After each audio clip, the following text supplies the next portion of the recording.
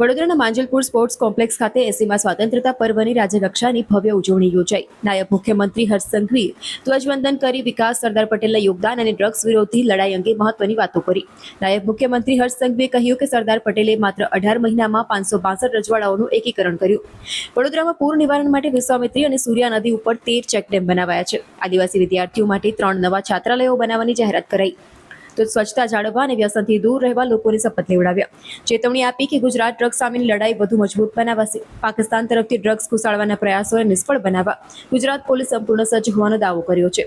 તો સાથે સામાજિક સમરસતા અને દેશની પ્રગતિ માટે સૌને સાથે મળી કામ કરવાની અપીલ કરી હતી. આપણું ગાયકવાડી શાસન, સુશાસન અને રાષ્ટ્ર નિર્માણની એક ખૂબ મોટી પાઠશાળા હતી. ગાયકવાડી શાસન પાસે પ્રતિભા ઓળખવાની અદ્ભુત દ્રષ્ટિ હતી. બંધારણના ઘડવૈયા ડોક્ટર બાબા સાહેબ આંબેડકરની પ્રતિભા મહારાજાઓએ ઓળખી. મહારાજાઓએ તેમને ઉચ્ચ શિક્ષણ માટે આર્થિક સહાય આપી. આ શિષ્યવૃત્તિનો સીધો લાભ આઝાદ ભારતને મળ્યો હતો. વડોદરાની ધરતીએ દેશને અનેક સામાજિક ક્રાંતિ સૂર્ય પણ આપ્યો. આ ધરતી પરથી સામાજિક સમાનતાના આંદોલનનું રણસિંગું ફૂંકાયું. ભારતના સંવિધાનના નિર્માણ અને સમાનતાના હકોને મૂલ્ય એ વડોદરાના આ સંકલ્પ ભૂમિમાં રહેલા છે. રાજ્ય સરકાર દ્વારા વડોદરાની આ સંકલ્પ ભૂમિને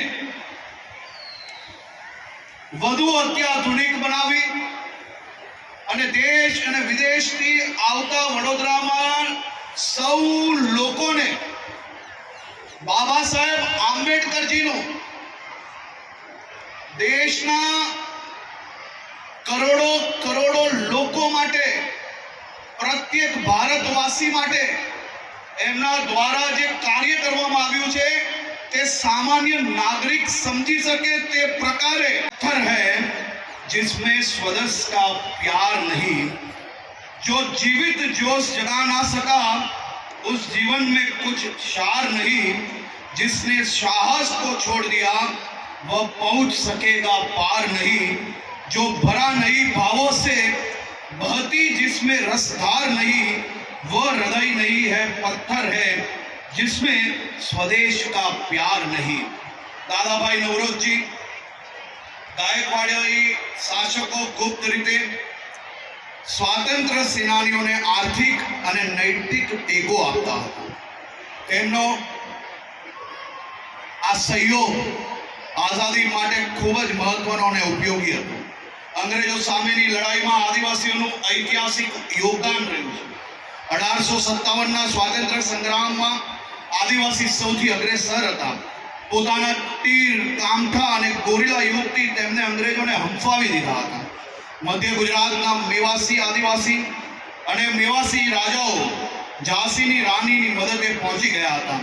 જ્યારે ક્રાંતિવીર તાત્યા તોપે અંગ્રેજોના થાપ આપીને ગુજરાત આવ્યા હતા ત્યારે પંચમહાલ અને છોટા ઉદેપુરના આદિવાસીઓએ તેમને જંગલોમાં આશરો આપ્યો હતો. નર્મદા અને સાતપુડાના ગિરિમાલાઓમાં ભીમા નાયક અને ખાજિયા નાયકે અદ્ભુત શૌર્ય દેખાવ્યું હતું.